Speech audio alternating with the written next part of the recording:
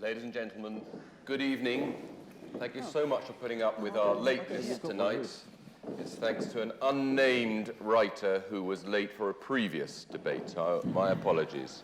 We're here for Jewish Book Week in a debate sponsored by the Jewish Quarterly. Many congratulations. That's the editor. Yeah. And the debate is called Brexit, the Spark That Fired Populism. I must apologise, it was going to be an even panel of 2 Brexiteers and 2 Remainers, but Gina Miller sadly has been held up. We haven't heard from her. She might suddenly come flying in stage left, but at the moment it's going to be 2 Brexiteers against a single poor Remainer, Nick Cohen. My name is Harry Mount, editor of the Oldie magazine, blessedly Brexit-free zone. But I did write a book called Summer Madness, How Brexit Divided the Country. We've got 3, hopefully 4, extremely distinguished speakers tonight, starting with Nick. Nick is a very distinguished columnist for The Observer, wrote a terrific column today, in fact, about racism and anti-Semitism, which will, of course, come up today. His most recent book is You Can't Read This Book, Censorship in an Age of Freedom. To my immediate left is Melanie Phillips, leading British journalist, broadcaster, columnist for The Times. You'll have heard her on The Moral Maze. She's a past winner of the Orwell Prize for Journalism. And 2 of her books are on sale outside after today's debate. The Legacy, a novel, and Guardian Angel, My Story, My Britain, a memoir.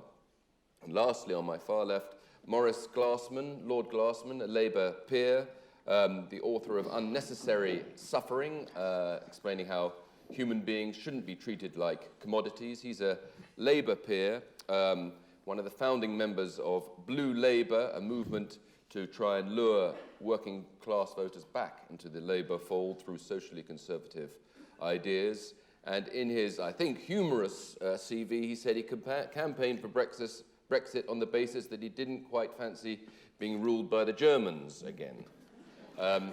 So obviously the country... Or the Ukrainians. Or the Ukrainians. So the country is obviously alive and fevered with Brexit. Just walking past the Guardian building this evening, which you will on your way out, you'll see that the fantastic blown-up cartoons in the lobby there by Steve Bell, I've just seen them. Every single one is about Brexit. It is the issue that's transfixing us. And the big question is, immediately, is will the deal go through Theresa May's tinkered deal in 9 days? Maurice, if I can ask you first, as a peer, you'll know what's going on in the Palace of Westminster. Will it go through, and if not, why not? Yeah. It's, I'll pretend I'm not a bet. If I was a betting man, I'd put my money just about on no deal. But it's quite finely balanced. So essentially, just to say how clear everything is, you've got a Conservative Party led by a Remainer, and that's the party of Brexit, and then you've got the Labour Party, the party of Remain, led by a Brexiteer. So that makes things, a little complicated. And then you've got, essentially the referendum result was essentially like, the war cabinet. It was a coalition between the industrial or ex-industrial working class and the Tory shires, and that has a representation. So there's quite a lot of Labour MPs in really strong Brexit constituencies who are looking to support the deal. And obviously there's quite a strong faction in the Conservative Party who understand that the backstop is a way of essentially staying in. So that's where it is. So on the whole, I would say, I'm a bit like a convict. I just cross off the days till March the 29th, and when we will be free. And we're now in March, so I call it the greasy funnel. For 2 years, 2.5 years, Parliament didn't do anything. They just danced around posturing, and now they're trying to stop it, but they're falling down the greasy funnel, and hopefully will fall through the hole eventually. So that's where it is. I think. I would say I think we're gonna leave, but there's an enormous, it's a class issue, and there's enormous interests that are in favour of Remain. And Nick, what do you think? Do you think we will be leaving on the 29th of March? Probably. But I mean, again, anyone who makes predictions about this is, as you could guess from Morris's hesitation, it's being foolish. Not the 29th of March, but some extension into June. Who knows, though? The difficulty is if you start talking to MPs and they all get into this most convoluted language. We had a referendum, I think, about one of the worst conducted events, acts of policy we've had, for a reason that's not often talked about. Ireland's had an abortion referendum, I think it was last year. For a year before there was a national debate, the Irish government then published a white paper saying, if you vote to change the constitution and legalise abortion, here's what happens. And what happened, what they said was essentially abortion on demand up to 3 months, very hard to do it thereafter. The Leave campaign, as a matter of strategy, as they said themselves, the leaders said themselves, said, we mustn't offer a plan. This is Dominic Cummings, head of Vote Leave, partly because we don't agree amongst ourselves, and by God we've seen that since, and partly because to win, it's best to go on the attack rather than defend. We offer a plan, we defend. More culpably, in my view, David Cameron didn't do what the Irish government did and produce a white paper and say, OK, we're having a referendum. If you vote to leave, this is what you're voting for. So the chaos and, I would say, the grounds for resentment, backlash to politics, given by the fact that it's very hard to say what Brexit means. So Morris says, for instance, Theresa May's deal, oh, it effectively keeps us in the EU. Someone else could say, Hilary Benn from the Labour Party, or colleagues from the Labour Party, no, I mean, still, we're far too away, we can leave the EU and stay in the single market. And so you've got all this confusion about what leaving means, and then you've got populist political pressures both on Tory MPs who are facing deselection if they don't do what the right wing of their grassroots face. Labour MPs, Morris talks about, incidentally, there's some quite brave Northern MPs, Morris, very brave, whose constituencies voted overwhelming to leave, but as one of them put it to me, I'm not going to punch my constituents in the face, even if they ask me to punch them in the face. But there are Labour MPs who are, on the other hand, thinking, OK, people like Morris described, I'll vote for May's deal. How do they know Corbyn Momentum won't turn on them and said, you voted for a Tory Brexit, and use that as a reason of giving out? So you've got all these things playing together. And like Morris, I think the country is underestimating the chances of a breakdown. They may not be hugely high, but they are significant, they are real. And you're not totally insane if you were to rush out here, go to an all-night supermarket and stock up on baked beans. I mean, you might be a little bit, and your friends may regard you as a little bit eccentric, but it's not a wholly paranoid thing to do. And Melanie, what do you think will happen? Do you think the deal will go through in 9 days' time? Like my colleagues, and I'm sure like all of us, I mean, none of us knows what's going to happen from one day to the next at the moment. I think if the United Kingdom does leave the European Union on March the 29th, I think it will be by accident.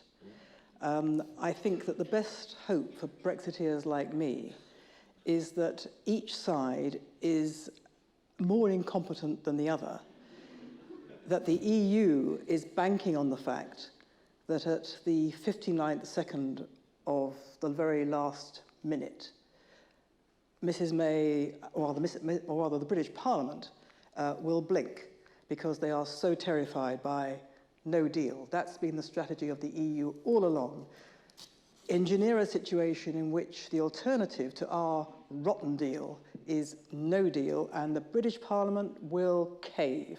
And everything that the British Parliament's been doing in the last few weeks, I think, can only reinforce the EU in that perception, to which I say, as a Brexiteer, great, because that's what we want them to think. Now, at the same time, Mrs May be thinking at the 59th second of the last minute of the last hour, the EU will blink, because actually I know, whatever they say, that no deal frightens them more than it frightens me. In which case, they both get to midnight, which goes, or rather, is it 11 p.m. on the 29th of March? And the clock goes bong, and they both go, oh, that didn't go well, did it? And that is my one and only hope, that the level of incompetence will exceed even what we've seen so far, which, given the way we've been going, I would say there's a pretty good bet that that will happen. And Maurice, from your opening comments, you... It's not funny. It's our future. It's not funny. We're asking very serious questions, but people are allowed to be amusing. I was at the same employing time. English irony. Yeah.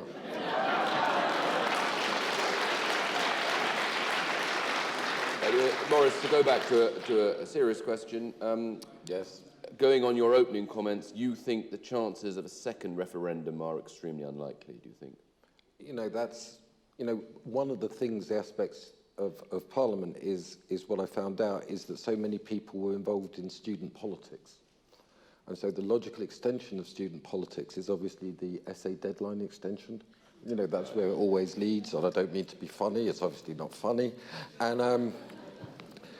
And so there is a possibility that they'll all get together and go, oh yeah, exactly, you know, our finals are coming. Oh my God, we haven't done the work, you know, we've got a relationship, bad relationship, it's not going well. So it could be that there could be a majority to extend it. I think that's conceivable. But you know, there's very strong. You don't obviously it's not going to be represented here and in our class and in the circles we mix in. But there's very strong support for Brexit in particularly. In the north, in the Midlands. So that does, Nick, it does exert pressure. That's one of the things. And also just to say that it may be the case that Vote Leave was unclear, but the Remain campaign was very clear. I've got endless clips of David Cameron and Sadiq Khan and Keir Starmer saying, I'll tell you exactly what voting leave means. It means out the customs union, out the single market, out the ECJ. It was there, and I was involved in the Brexit campaign with Labour Leave and trade unions for leave, and we had very informed local town hall meetings all over the country where these things were discussed extensively. So I think the referendum campaign wasn't quite as Nick suggests. There was another quite serious element. It wasn't reported. That's true, but it did exist. To stay on the subject of the second referendum, Nick, what produced Jeremy Corbyn's semi-volte-face last week of deciding to go for a second referendum? And it is pretty clear that he was, in his heart, probably on the ballot paper a Brexiteer, is that right? The Tiggers did it. I mean, as someone who absolutely deplores the politics of the Tory right and the politics of the Labour left, was a bit depressed by the independent group when they set up. I thought, my God, given all that provocation, given Brexit, given Corbyn, given anti-Semitism, given the threats to the future of our country, and only 11 MPs can walk out of their parties and try to do something else. And I thought, this is just such a small thing. But actually, it's a bit, the old chaos theory, a butterfly flapping its wings in the Brazilian rainforest can cause a hurricane.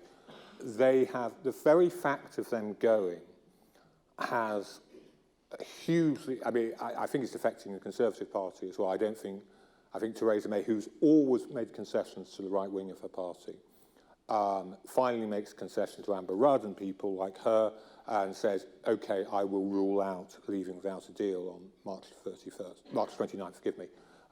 It's not quite as simple as that because if we haven't done anything, we'll still go out without a deal, but there you go.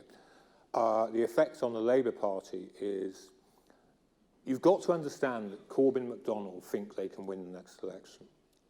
And they may not be wrong. I mean, Brexit has such a capacity to go haywire that whoever is the opposition could win the next election. It's a bit like after the banking crash of 2008. Whoever was in government in 2008 across Europe and North America lost the next election. it wasn't their fault, but that massive crisis happened on their watch. The voters said, out you go. So it could happen. They think they can win, and suddenly they see MPs leaving. A lot of other MPs, I mean, Morris might know more than I do, but I've had a good dozen MPs saying, I'm ready to go. We're staying because we'll see Brexit through first. We're staying because of Tom Watson. But, you know, we're ready to go. And suddenly they realised, well, the whole party could start unravelling on what to, even to Momentum members, is an issue of principle, of an absolute conviction that Brexit is a mistake, a great national mistake. And he has to back down on that, just to sort of stop the hemorrhage and to stop his enemies having a banner they can raise.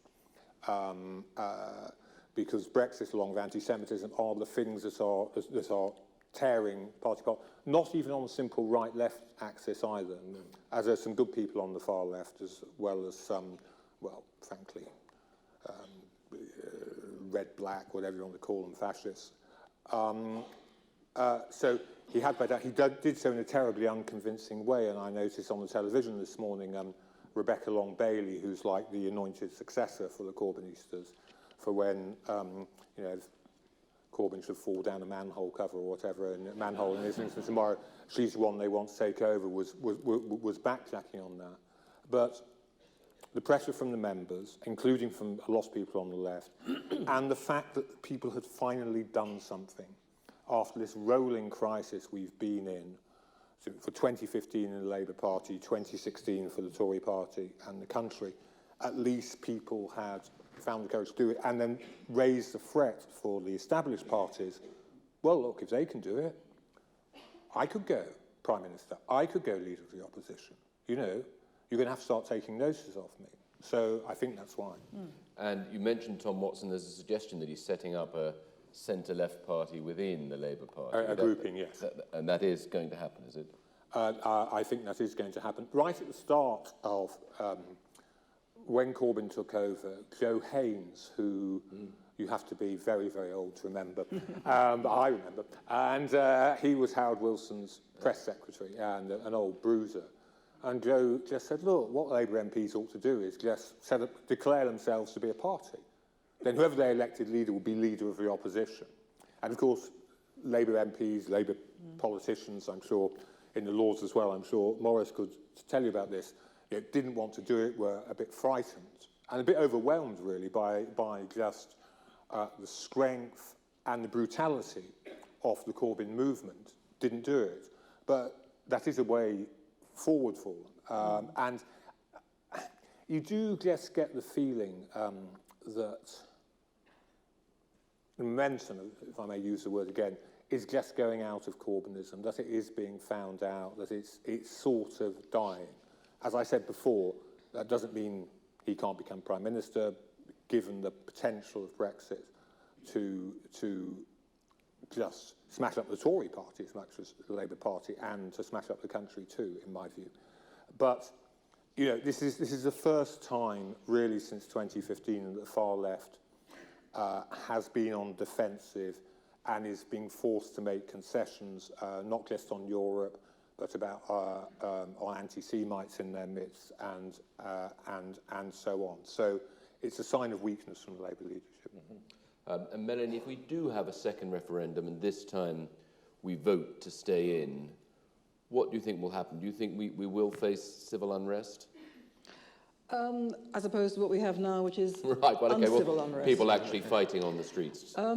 Look, Britain, thank goodness, does not do extremes. It does not do violence, and I don't see that happening, maybe at the fringes. I mean, we can see there are some rabble-rousers going around at the moment, and that is very regrettable. But I can't see the British, you know, taking to the streets rather than, as they do in France, you know, and burning the place down where they don't like what's happening. If there were a second referendum, regardless of what the result would be, I mean, before we even got to the point of the result, I think certainly among Brexiteers and even among some Remainers, I think there will be serious disquiet and anger that what they thought was a settled result, the people had been asked for their opinion on a fundamental constitutional principle. They'd given that opinion. And it's not like, you know, it's not a sort of a kind of transient policy they were asked to give an opinion on. In my view, referendums should only be used in the most sparing of circumstances, and those circumstances should only be where it is a constitutional principle that is so fundamental that almost by definition, Parliament can't itself rule on it because it affects Parliament's own powers. So you kind of only do that once in a while. And I think people would be seriously put out if they felt that they were being asked in the kind of way that the European Union has done, or countries in the European Union have done, that, you know, when the people asked for their view on this constitutional matter, have given a result, have delivered a result which does not fit with what the governing class wanted. They're asked to vote again and again. I think there'll be a great deal of cynicism. Now, if it then proceeded to a result which was to remain in, I think that disquiet would be greatly increased, and I think there'll be a great deal of anger. But I think, given that this is Britain, I think that anger would probably translate itself into something which is less awful than violence on the streets, but no less serious, which is, I think, a complete withdrawal of faith and trust by the governed in government, a complete failure, a complete collapse of belief in the efficacy of the democratic system, and the growth, the very fast growth of what is growing now, which I think is so very dangerous, of a dangerously cynical feeling of alienation from the political process, this feeling that, you know, whatever we say, whatever we think, we can't affect anything. And, you know, finally people were given a say, and they had their say, and now look, you know, things have changed, okay, and people have changed their view, okay, but nevertheless, it was wrong to put the question again. And so what's the point of our voting? And, you know, what's the point of our voting for the Conservative Party? I mean, this is, you know, this is very hypothetical. This is following a train of events which might not happen. Yeah. But let's assume that this plays out in this way. It would be, what's the point of voting for a Conservative Party which has shown such contempt for the people and contempt for democracy? Why should we vote Conservative ever again? These people don't conserve anything. And for Labour, I mean, you know, we've been talking about Labour, and I think what Nick has been saying is absolutely correct. But, you know, Labour is two constituencies at least. It is, you know, the urban intelligentsia, if you like, the metropolitan intelligentsia, and what used to be called the working class. And, you know, the working class Brexiteers, I mean, this is the difficulty Mr. Corbyn has had. This is why he has been playing this game. He's having to keep both constituencies on board. Now, he's now espoused a second referendum for the reasons that Nick has outlined.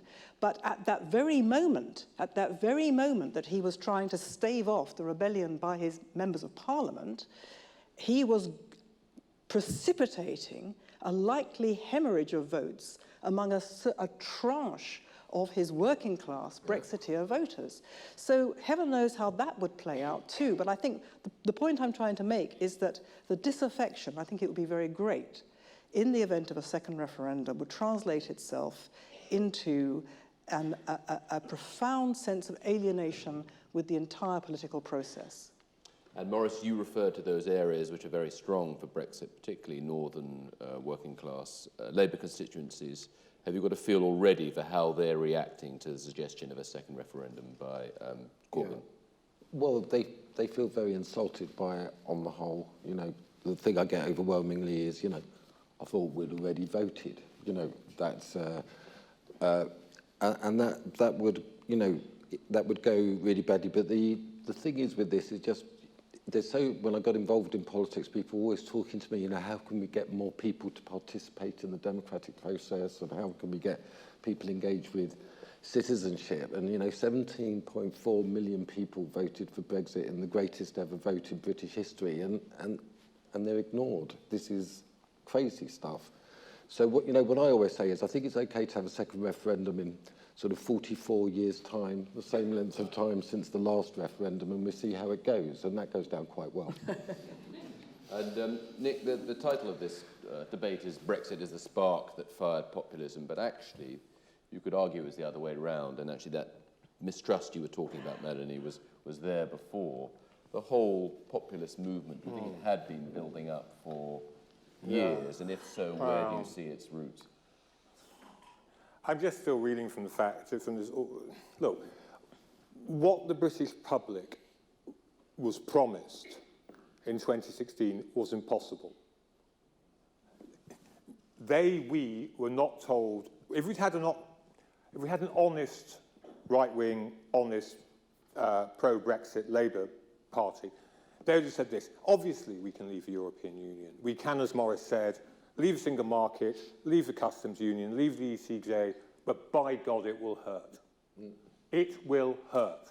But we're going to be proper nationalists. We're going to say, but we believe that the price of our national independence, it's worth the suffering. They did not say that. They did not say that. They said, we can have Brexit and it's all Project Fear, all this talk of Nissan going and whatever. It's all Project Fear. In fact, things will be better. So to then turn round and say, well, will be civil unrest on the streets, as you suggested, or as Melanie said, deep disillusion.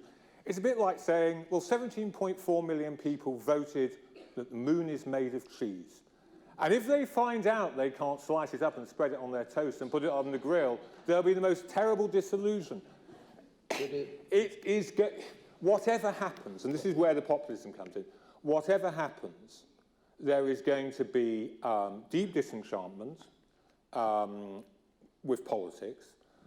You can tell that from behaviour of the supporters of Brexit, who I'm not a Conservative, I've never voted Conservative, but I work for many Conservative newspapers, many Conservative friends and colleagues, and I really used to admire about Conservatives, in theory, was their sense of personal responsibility.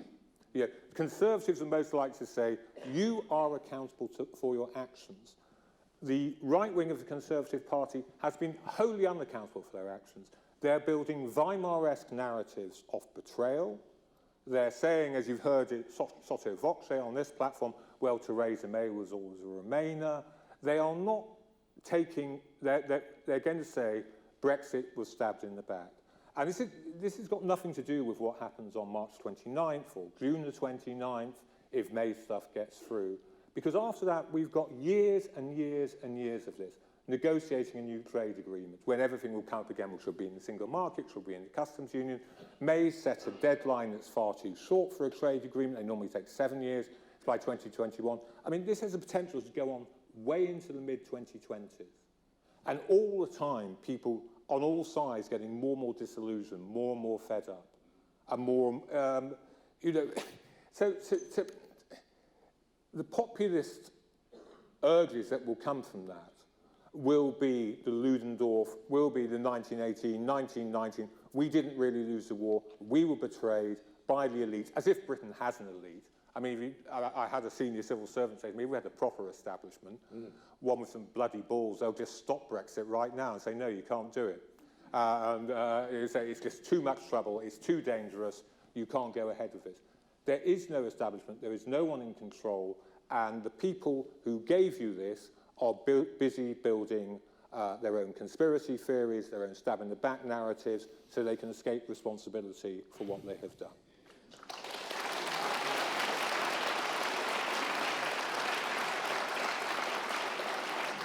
Morris, you would presumably disagree with that. In the introduction to the debate, it talked about Brexit either sending us hurtling towards disaster or setting the nation's spirit free. Do you think still your faith in Brexit is correct, that it will work out and Britain will be freer and richer as a result of it? I don't know about richer, and I don't know, Nick, what you're saying. In the referendum that I participated in, there was a clear recognition that you could get poorer. It really wasn't about money, the referendum, and that was the and that was the mistake. It's not all about money, guys, and that was the mistake that Remain made. They kept on saying you're going to be poorer, your property prices will fall, but there was also something going on about the retrieval of a democracy, and that was that's a wonderful thing, and a notion of democratic sovereignty that you could. It was about really, I think, Nick. Is it possible for politics to play any role in resisting globalization? And globalization understood as, first of all, the unmediated movement of money through space. That was the 4 pillars of Lisbon Treaty with the free movement of labour, capital, goods and services. Secondly, an administrative state that works within the framework of international treaties that subordinates democracy to capital. And thirdly, an essentially liberal constitutional order understood as the primacy of the individual against society. And that's bound in with a form of technological determinism that says because of the internet, borders don't really matter, so it's defunct. And so really what was going on in that referendum, in my view, is people were saying that it was an act of resistance to that domination by the already rich and the already educated and the already powerful. Now, that could be shaped in good ways, and that could be shaped in bad ways. But I'm just saying, when you talk about this, I think we've got to understand there was something quite profound going on in the referendum in resistance to the existing form of the political economy. That was going on, and I give equal weight to both sides. That you're allowed in a democracy to make mistakes. You know, there's a very strong domination of, I would say that the class Melanie is talking about, you know, is us, it's social science and arts graduates. That's the ruling class, effectively, in Labour. So please, go on. No, after you, Claude. I just want to elaborate on the point that Maurice made, which caused such approbation from the audience. He said that it was about more than money, and everybody sneered. No. All right. Laughed. Laughed. Not that it was about more than money. Laughed. Not that it was more than money. He said that we were told it was because we had control ourselves. And that's not what was said. Well, okay, but I'm looking at how people thought, and well, no, hang on, don't accuse me of twisting. I haven't even. No. I think you let Melanie make her point. Thank you very much. The point about money, I mean, yes, I think, you know, both sides can be faulted for not having been entirely candid with everybody. People were fighting a campaign of great bitterness. But I really think it can't easily be said that anyone voted in that referendum unaware of the extraordinary warnings that were being given about Britain being not just poorer, but apocalyptically poorer, that the economy would completely tank. And let's put to one side whether or not those predictions were correct or will be correct. That's not the point I'm making.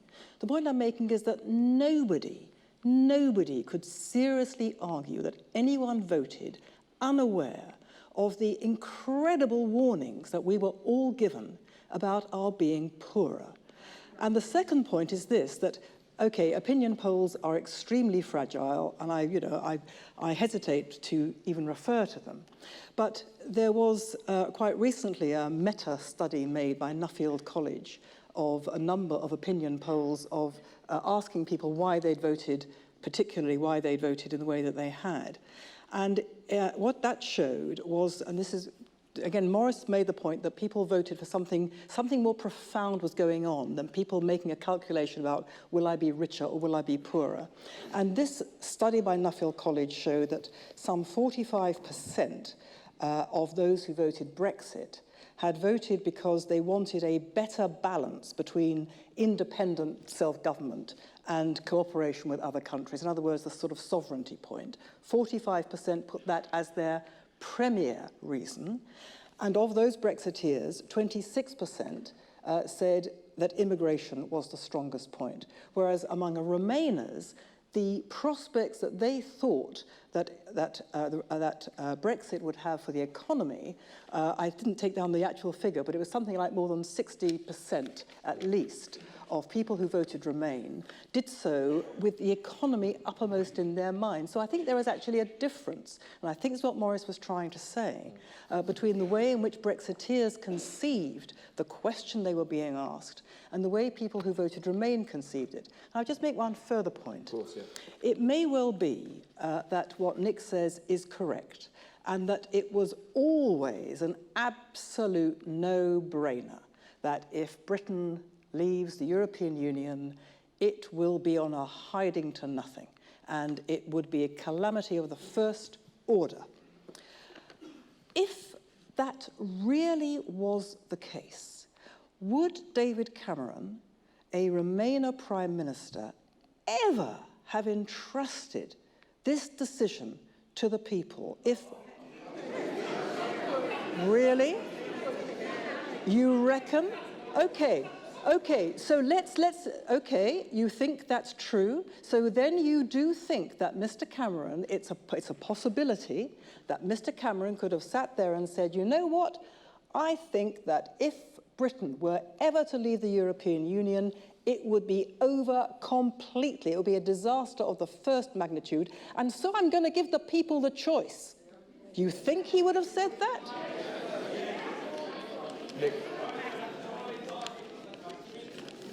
Nick, you've already touched on the how badly run the referendum was, Yeah. you thought. In terms of what Melanie has been talking about, in terms of perceived disingenuousness stroke crookedness on both sides, where do you see the division between how disingenuous the Remain and Leave campaigns were? As it's no fault of the organiser, as Gina Miller has... I mean, Lord knows what's happened to her. But could I take on a couple of other points Sure, as well? Of course, yeah, no, you're Right. First of all, it's not good enough for Melanie to say, okay, the Leave side refused to be honest and say, we want our freedom, as Maurice said. I mean, Maurice said, of course people voted for sovereignty. Of course people voted because they were worried about that immigration had got out of control.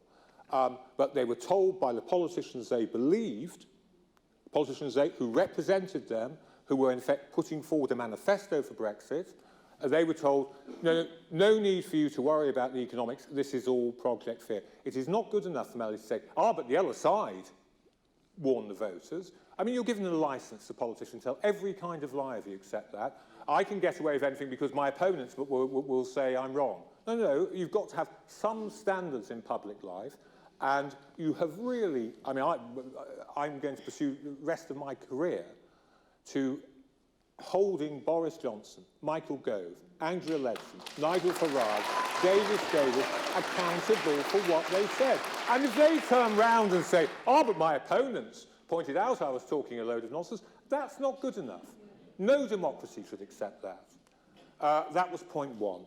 The second point is Mary's thing about it being a total catastrophe. To go back to what you were saying about the manifesto, probably what will happen if May's deal doesn't get through will not be a total catastrophe. The probabilities are it will be staying in this, some kind of Norwegian model, which will just leave everybody bitter. Because Remainers like me will say, well, hold on a second, why the bloody hell have we left? We're accepting all EU laws, why on earth can't we have a say in them? And Maurice and Melanie will say, well, this wasn't what we voted for. Third point, there is a bit of a London-based journalism. I'm from the north of England. My accent's gone. As soon as I go back to Manchester, it comes back again. But if you ask me to do it now, I can't do it. There is a southern myth about the north of England and the working class. Manchester, Liverpool, Leeds, Newcastle voted Remain. Among working class voters, the division, as everywhere, age was as important as class. Young working voters voted by a majority to stay, older ones voted to remain. We're moving, to my regret, I must say in some ways, we're moving from, or probably have already moved, from a society where class determined politics painting with a broad brush, to a society where age matters far more, your age and your educational levels. Now, I know you can say, well, educational levels are related to class, and clearly they are, but one of the great successes of the Blair government was in getting vastly more working class students to university. So this simple thing that commentators from the news crews from Sky and the BBC, they say, what's the country think of Brexit? We're going to go to, Bury Market on a Saturday and find people who were really, really anti-Brexit. That is the real voice of the north of England. The north of England is not all, Alan Bennett, and it is, to use a word I normally hate, it is diverse, and there are tensions and arguments there as well. Now, finally, what was your question again? It was about how disingenuous both sides were in the campaign. Yeah, to an extent. But first of all, the side that wins gets the scrutiny. Because they're the one controlling our futures. Two, having been all even-handed in BBC about it all, let me say this. The Electoral Commission has found multiple breaches of electoral law by Vote Leave and by Leave.eu. He has found none by the Remain campaign. Aaron Banks, the chief fundraiser for Leave.eu, we have emails showing he received repeated invitations to the Russian ambassador, had repeated meetings there, and was offered stakes in Siberian gold mines for all the good work he was doing for Putin's cause. I should say, and I'm no defender of the worthless man, but if the same facts came out about Jeremy Corbyn, all hell would have broken loose. And people will be asking, why are the Russians so keen on this? Why are the Russians so keen on Brexit? Nothing comparable has been found with the Remain campaign. There are 2, maybe 3 police investigations going on into breaches of electoral law so serious by Leave.eu and Vote Leave that they could result in criminal charges. There's a bit of a conspiracy theory, but I don't think you need to have that much of a conspiratorial mindset to think that the police and the security services are going a bit soft on this until we leave, because politically it is such a hot potato. Now, I'm not saying that 17.4 million, or even 1 million, or even 500,000 people voted Leave because of, dodgy deals done by Darren Grimes and Dominic Cummings and Aaron Banks and Nigel Farage and Facebook ads. But again, look at how our democracy is being coarsened. On the one hand, we've just been told, oh, it doesn't matter if politicians don't level with the public because their opponents will do their job for them. We cannot accept that. And 2, in an age which is the new age of Facebook, of digital propaganda, when our election laws are as out of date as a horse and cart after the invention of the motor car. We shouldn't just sit there and accept, oh, well, it doesn't really matter if Aaron Banks did this. It doesn't matter what the Russian ambassador was up to. It doesn't matter about Cambridge Analytica. Again, for the health of democracy, we need to be far, far tougher about all of this. And not accept excuses of, oh, it doesn't matter, or it's the job of opposition politicians to tell the truth. My guys can say whatever they want.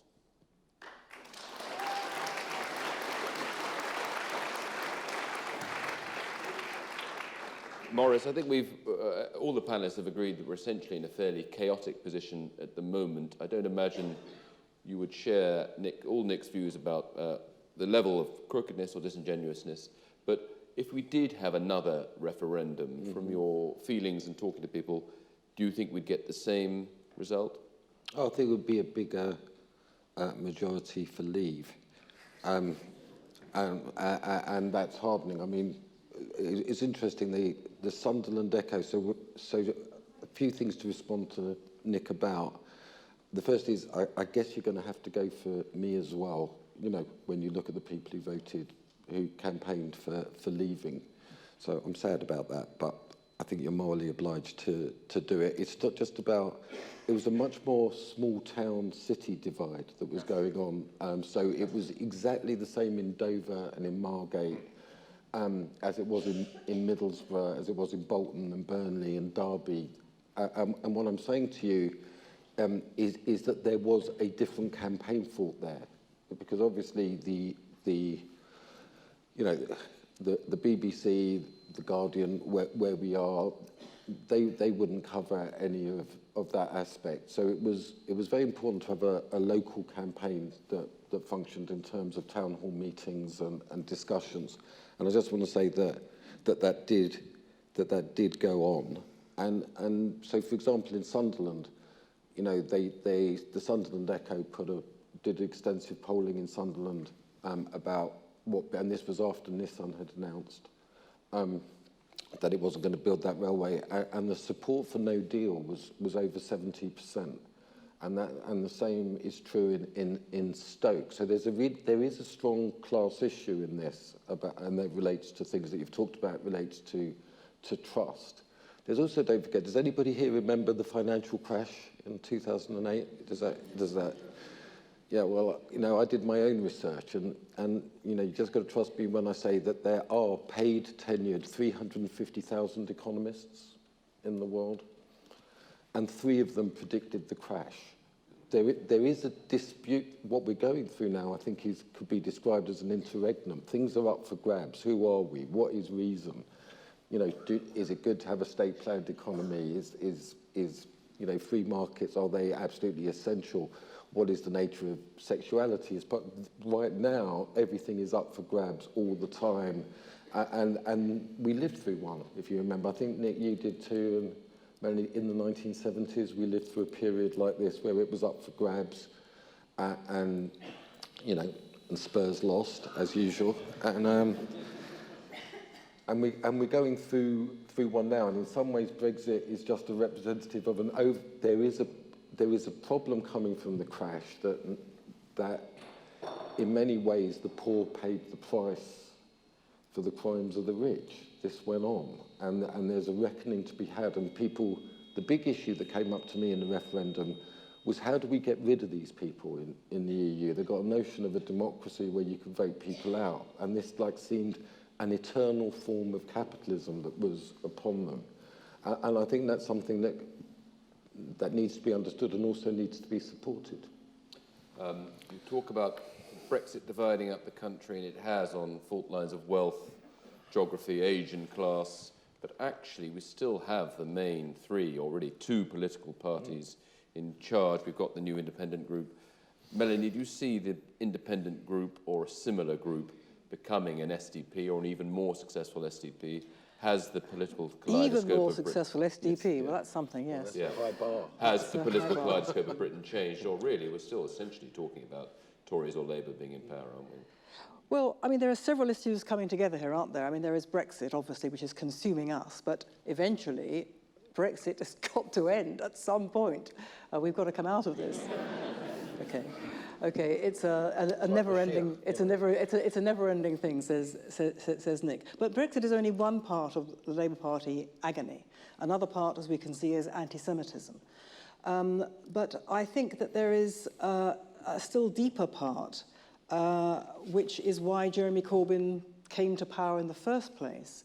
And I mean, I've just thought this really since the fall of the Soviet Union, that, you know, I think to say it destabilized both wings of politics, I think is perhaps a little misleading. But what I mean is that neither the Conservative Party nor the Labour Party really knew how to deal with this, because in a way, you know, the great fox of the 20th century had been shot. You know, this great spectre of Soviet communism just, you know, went away.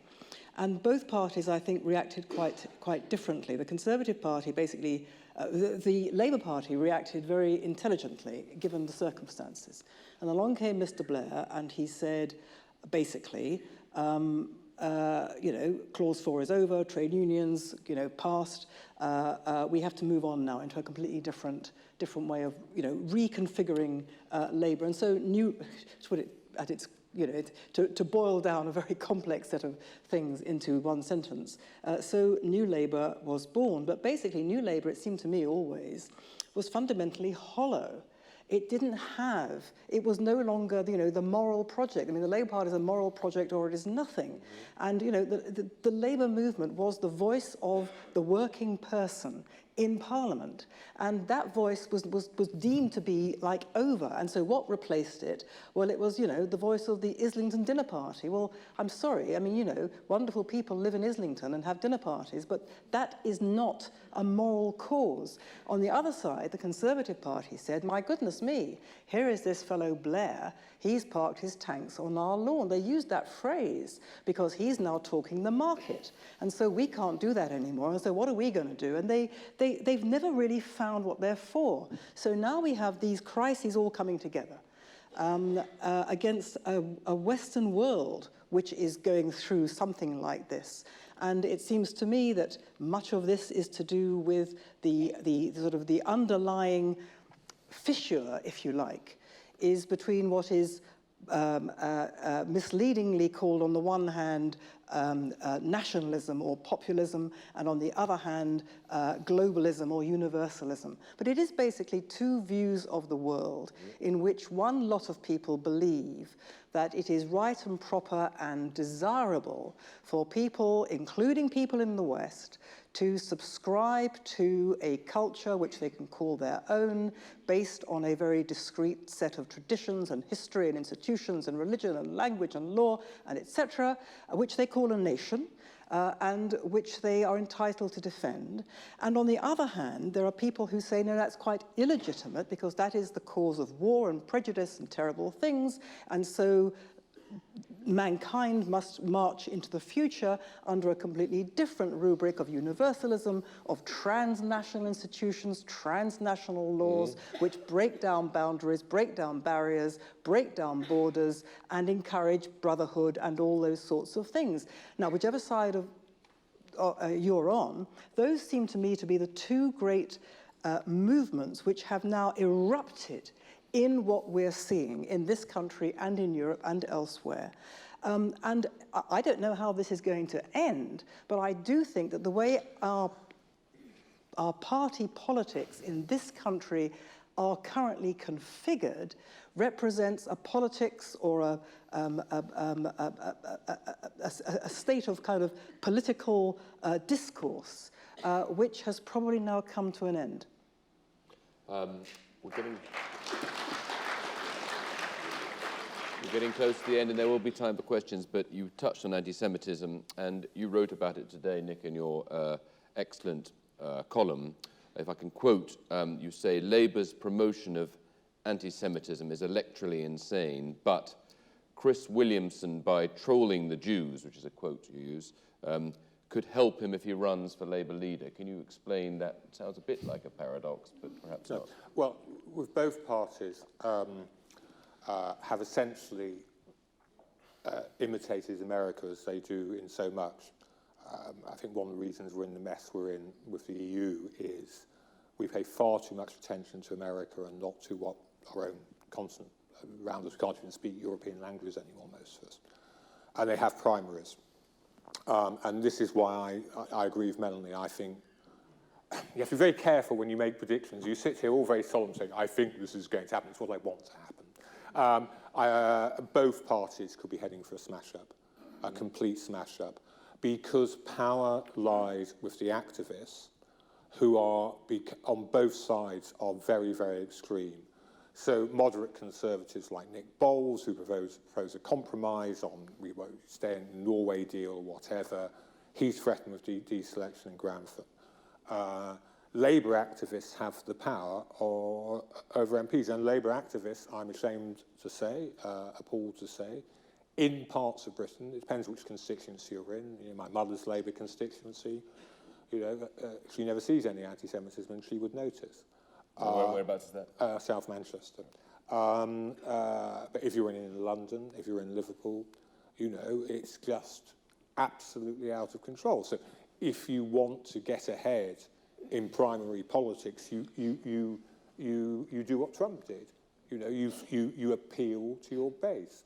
The next leader of the Conservative Party, when Theresa May goes, will be the most right-wing candidate who the Tory MPs let through. You know, if Boris Johnson gets through, he'll win. You know, if Jacob Rees-Mogg gets through, and it stands, he'll win. I don't know who's going to stand. The next leader of the Labour Party, well, as the members are presently constituted, you'd have to say that it's the MP who appeals to prejudice, who says what they want to hear the most, who's got the best chance of winning. May not happen. Things may change. Events may change people's minds. I started writing what was, you know, something was going very, very wrong with left-wing politics in the last decade. And, you know, the reaction I got from Labour people was just appalled. I was virtually sacked from the New Statesman for writing this stuff. You know, Gordon Brown, Ed Miliband didn't want to hear at all. They didn't understand, going back to what Melanie said about Labour, if you like, after 1997, it's not so much the moral to say, but losing any sense of history, a kind of Fukuyama delusion. Exactly. They didn't realise that the great historic division on the left is between communists and social democrats. And they treated the far left as, oh, they're just like us, but only more so. Or like us when we were teenagers, going back to Morris, you know, the student politicians. You know, they're a bit wild, but they're basically okay. No, they're not. Whenever they've come into power, they have killed people like you. Whenever they have come into power, they have established some of the worst dictatorships the human race has ever seen. And it's only now, and still quite belatedly, that people are going, oh gosh, these aren't just a bit like me when I had a glass of wine too many, or a bit like me when I was 17. These are conspiratorially minded, tyrannophile, thuggish, and deeply, deeply stupid people. And I say, you say stupid as a joke. It's actually one of the last taboos in English journalism, is you can't just say Jeremy Corbyn is fundamentally stupid. David Davis is just stupid.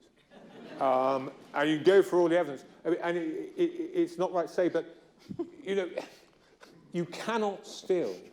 There's a thing, it's Jewish Book Week. Let's do this. Let's do this. How many of you know here about Kronstadt moments? Kronstadt. Right. Kronstadt, I think that was Mike Ezra. Kronstadt was when the Russian Revolution finally bared its teeth. The soldiers and sailors at Kronstadt fortress in Petrograd rose up against the Bolsheviks saying, we want democracy, we want everything. You want all the things you promised, the wonderful world you promised. And Trotsky sent in the Red Army and killed them all. With Lenin. With Lenin. Trotsky and Lenin. Killed them all. And Kronstadt moment is meant to mean when you realise there's something terribly wrong with the revolution. Now, the best time to have a Kronstadt moment was 1921 when Kronstadt happened. 1936, Stalin's show trial, Stalin's purge, that's a good time. 1939, Stalin pact with Hitler, that's a good time. Getting a bit late now, 1956, Hungary, again, 1968, Czechoslovakia, that's it. But these people haven't had a Kronstadt moment in 2019. It'll soon be 2021, the 100th anniversary of Kronstadt. They have never realised or accepted there's something deeply, deeply wrong with communism, and they're in control of the Labour Party. Come in there.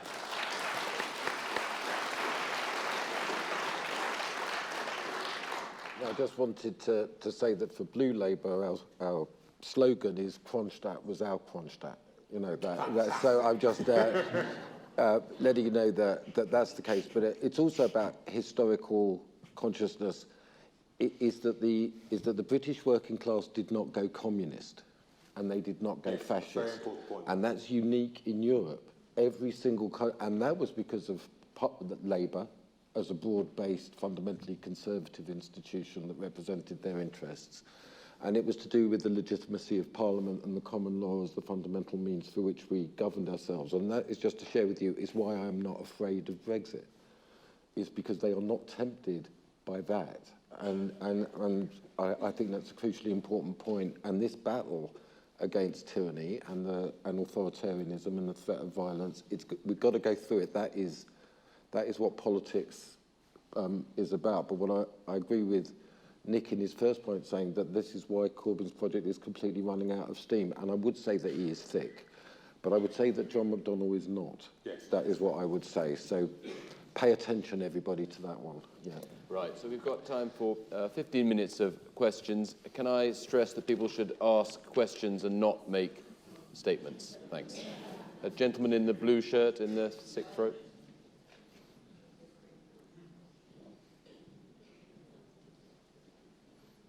I'm not sure in Jewish Book Week if we're supposed to ask, is it good for the Jews? One of the issues, one of the perhaps profound pro-Brexit features was very much an anti-foreigner sentiment. And I worry that that anti-foreigner sentiment that was behind the Brexit campaign inevitably also leads to anti-Semitism. Melanie, would you? I'll just take that first, because the original title of this talk, just to let you know what it's like to be a Brexiteer with the middle classes, the original title of the talk was Is Brexit Bad for the Jews?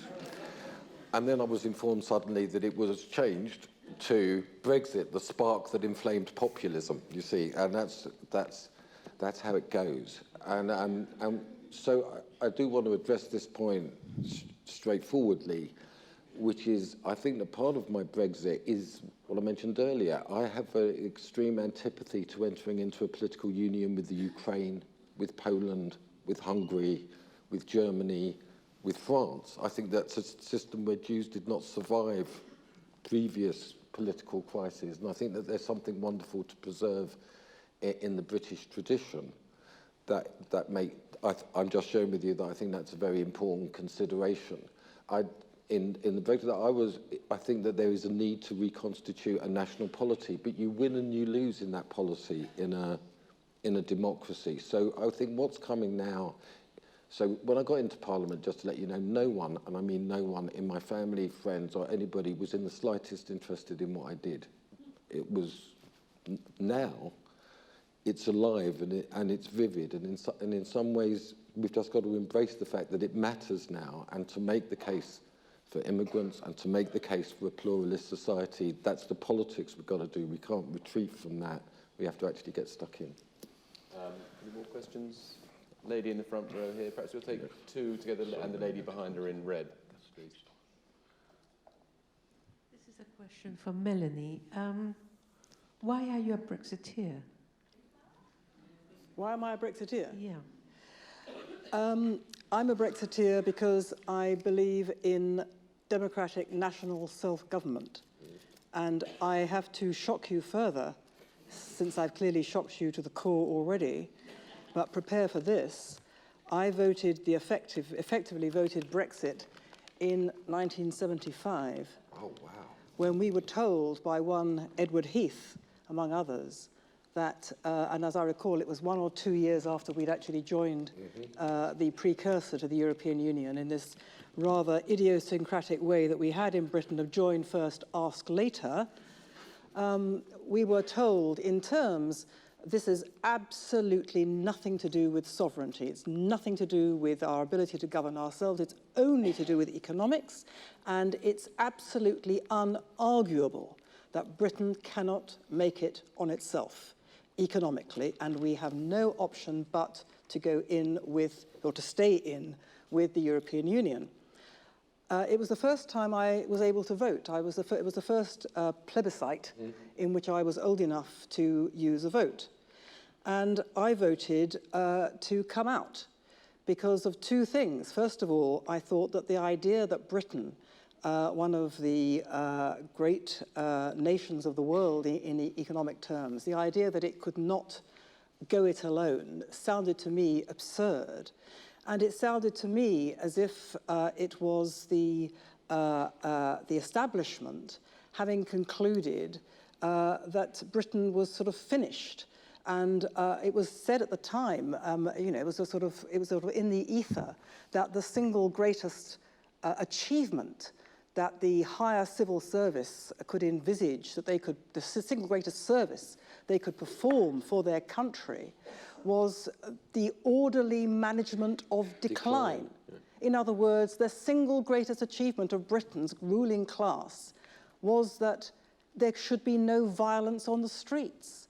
And I thought, this is just ludicrous, it seems to me.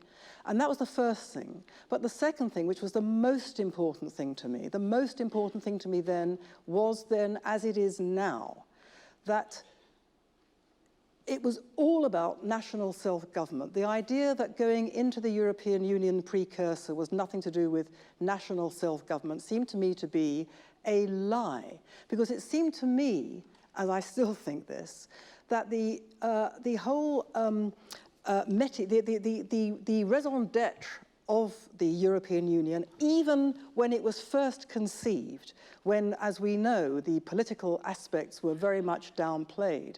But even then, I remember thinking then, in that referendum, the whole point of this European project is a noble aim.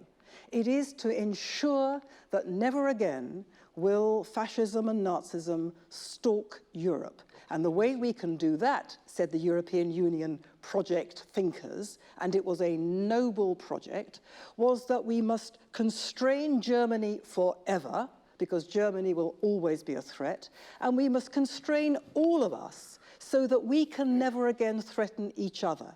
And I remember thinking at the time, and I thought it again in 2016, I thought exactly the same thing, that in this noble aim of defending freedom and democracy against tyranny, the European Union had performed this paradoxical thing in which they had to snuff out freedom and democracy in order to what?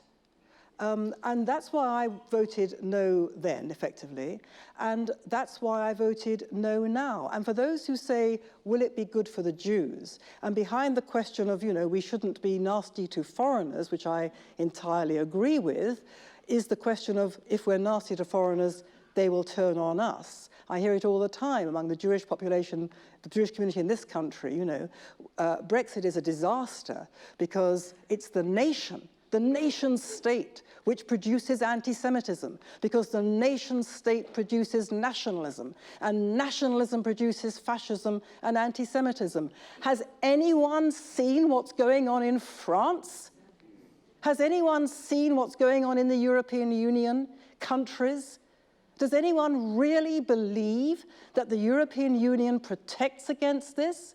Or is it that, as I personally think, anti-Semitism is always with us, but where it becomes rampant and out of control is where a society or a culture loses confidence in itself, fractures, feels itself fracturing, where the people don't know what they are anymore, and then in that state of fundamental existential uncertainty and panic about where they are in the world, they turn on the weakest, and we are always, unfortunately, the weakest. And so it seems to me that, this idea that nationalism, national identity is nationalism and nationalism is bad, is anyone seriously suggesting that to care for Britain, which invented political liberty, which has been good to the Jews, broadly speaking, because it is the most damp in every sense country in the world, has anyone really believed that love of that country is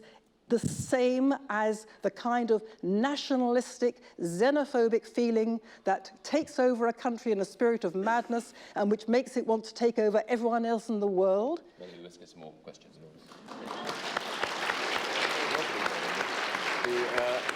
The lady in red, please, and then there's a gentleman just behind her. Hi, I just want to ask the Brexiteers about the freedoms that they foresee if we do leave.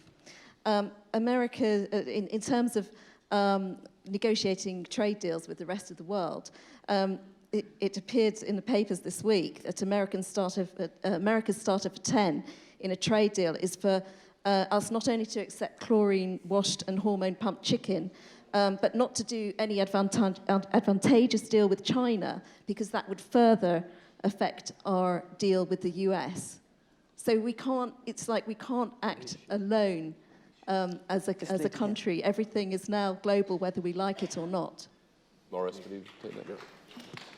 Yeah, so I'm one of those who think that leaving the EU requires that we distance ourselves more from the United States. That's one of the things, and rethink this. I think a balance of power in Europe is very important in developing that. So it's essential two things. You know, I'm looking at this thing that you can't see where the time is running down. We've got 3 minutes, 35 seconds, no hesitations, no repetitions, I know.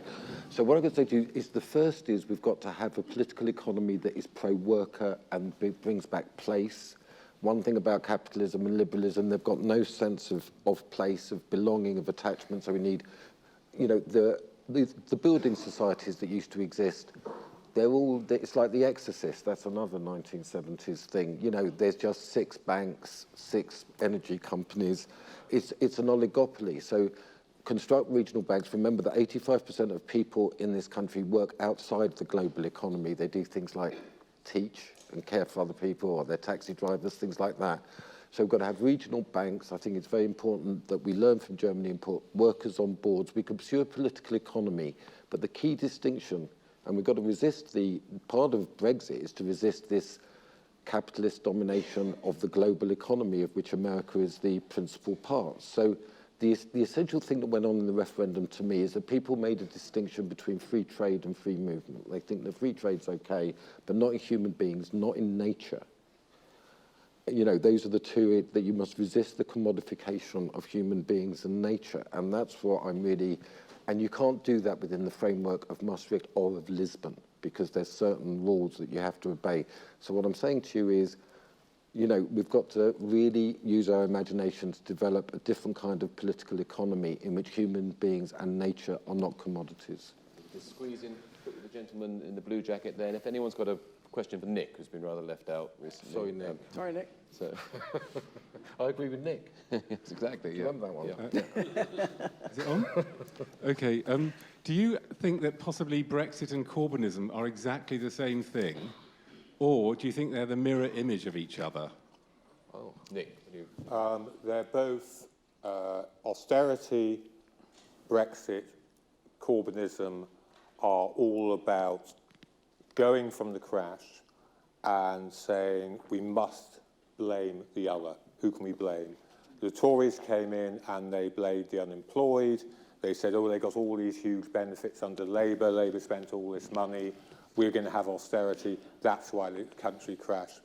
Corbyn, in rather socialist terms, actually blames the 1%, the elite, the bankers. You know, that's, if only we can get them. They divide, there's a community of the good, the people who are pure and honest and hardworking and would be fine if it weren't for the evildoers. The Brexiters blame the EU and, Morris will forgive me, can pour every fantasy into escape from the EU. There's nothing in EU membership that stops regional banks, worker directors on boards. There's nothing, you know, all this vast construct has been placed on what is essentially a system of laws and trading arrangements. And we're going to pull out of it. And then we're told, oh no, we don't want America either. Well, Britain's decline, which was reversed under Thatcher and Blair, however much you might disagree with them, we were not a declining country in the 80s, 90s and 2000s. Britain's decline now is coming from the belief that you can opt out of the world trading system with no hard choices. Going back to what I said in the beginning, they never once spelt out that this is going to be very, very hard. And they still, I don't think it's lies, incidentally, from either people on this platform or elsewhere in the Brexit movement, they still don't understand that you can't just jump off the world. You know, everyone's going on about Churchill at the moment for some bizarre reason, but none of them have the honesty that Churchill, say what you will against him, had when he promised blood, sweat, toil and tears. They are still promising. From Morris, we're promised, you know, socialism in one country. Well, okay, how come then the Tory right wing who want to tear up every single regulation, every single institution, the organised working class fought for centuries to create, how come they're all on that side? How come they are believing that? We are still in a land of make-believe, or rather the people who got us here are still in a land of make-believe and are not facing up to hard and difficult questions because they know that if they did, either they wouldn't like the answers or the people they have egged on on who support whether they're readers or whether they're Conservative Party activists, they would hate them too. And I keep wondering when this moment's going to come up, and I would go, ooh, oh gosh, okay, we're going to have to pick now. But still, you know, still here tonight. Yeah, yeah. You leave the EU, we can have socialism. For Christ's sake. No, you know, I mean, we must round it off. I'm afraid we've come to an end.